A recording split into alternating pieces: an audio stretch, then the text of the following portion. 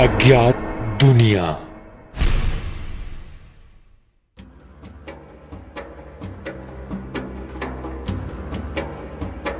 भगवान ने इस पृथ्वी पर 8 देवरूपी योगियों और महापुरुषों को उनकी तपस्या, साधना और भक्ति भाव से प्रसन्न होकर अमर रहने का वरदान दिया। माना जाता है कि ये हमेशा पृथ्वी पर मौजूद रहते हैं और याद करने पर तुरंत ही मदद करते हैं। ये अजर अमर देव हैं। श्री हनुमान, अश्वत्थामा, श्री परशुराम, ऋषि मार्कंडेय, कृपाचार्य, विभीषण, वेदव्यास और राजा बलि।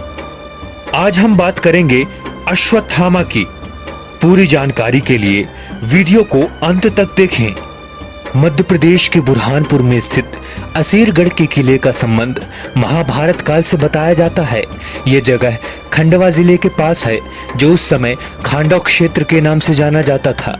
महाभारत से जुड़ी वैसे तो कई कहानियां हैं जो बेहद दिलचस्प हैं, लेकिन इन सभी में सबसे हैरान करने वाली कहानी अश्वत्थामा की है।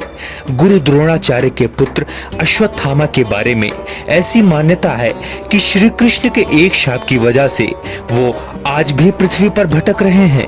अश्वत्थामा के देखे जाने के दावे तक किए हैं। मध्य प्रदेश के बुरहानपुर जिले में स्थित असीरगढ़ किले के बारे में तो ये तक कहा जाता है कि यहाँ हर रोज भगवान शिव के मंदिर में आज भी अश्वत्थामा पूजा करने आते हैं। आइए हम आपको बताते हैं अश्वत्थामा को मिले शाप और असीरगढ़ किले से जुड़ी कहानी के बारे में। महाभारत के युद्ध में भीष्म पितामह के बाद गुरु द्रोणाचार्य जब कौरवों के सेनापति बने तो उन्होंने पांडवों की सेना में बड़ी तबाही मचाई। पांडवों को गुरु द्रोण से निपटने का कोई रास्ता नजर नहीं आ रहा था।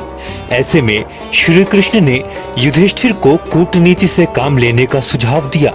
एक दिन युद्ध के बीच पांडवों की ओर से ये बात फैला दी गई कि अश्वत्थामा मारा गया।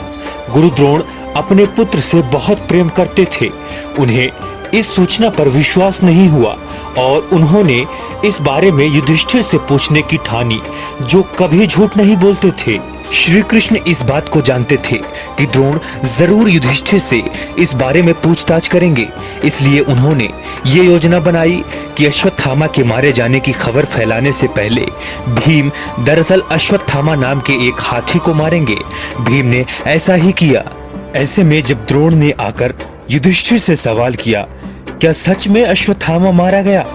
तो युधिष्ठिर ने कहा, हाँ, अश्वत्थामा मारा गया, लेकिन पता नहीं कि वो मानव है या हाथी। गुरु द्रोण ने युधिष्ठिर का पहला वाक्य तो सुन लिया, लेकिन दूसरी बात नहीं सुन सके।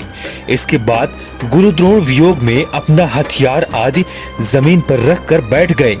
यही पांडवों के लिए मौका था और धृष्टद्युम्न ने गुरु द्रोण का सिर काटकर जमीन पर गिरा दिया। आइए जानते हैं श्री कृष्ण ने कौन सा शाप दिया था। महाभारत के युद्ध में जब दुर्योधन मौत की कगार पर था तो उसने अश्वत्थामा को अपना आखिरी सेनापति बनाया। अश्वत्थामा ने इसके बाद धोखेबाजी से पांडवों के शिविर में रात के अंधेरे में प्रवेश किया और पांडवों के 5 पुत्रों के सिर काट कर ले आए। अश्वत्थामा को लगा कि उसने पांडवों को मारा है। हालांकि उसे गलती का एहसास हुआ, लेकिन द्रोण के मृत्यु से विचलित अश्वत्थामा ने अभिमन्यु की पत्नी उत्तरा के गर्भ में पल रहे शिशु को भी मारने के लिए ब्रह्मास्त्र चला दिया और जाकर छिप गया। श्री कृष्ण ने इसके बाद अश्वत्थामा को खोजा और उसके माथे में छिपे मणि को निकालने के लिए उसे मजबूर किया। इसकी मदद से श्री कृष्ण ने अभिमन्यु के संतान की रक्षा की। साथ ही श्री कृष्ण ने अश्वत्थामा को इस पाप के लिए युगों युगों तक पृथ्वी पर भटकते रहने का शाप भी दे दिया। चकित कर देने वाली बात यह है कि अश्वत्थामा आज भी असीरगढ़ के किले में पूजा करता है। असीरगढ़ के किले का संबंध महाभारत काल से बताया जाता है। ये जगह खंडवा जिले के पास है, जो उस समय खांडव क्षेत्र के नाम से जाना जाता था। इसी किले में स्थित शिव मंदिर के बारे में कहा जाता है कि यहाँ हर रोज अश्वत्थामा पूजा करने आता है। इस शिव मंदिर में रोज तड़के ताजे फूल, जल और रोली चढ़े हुए मिलते हैं।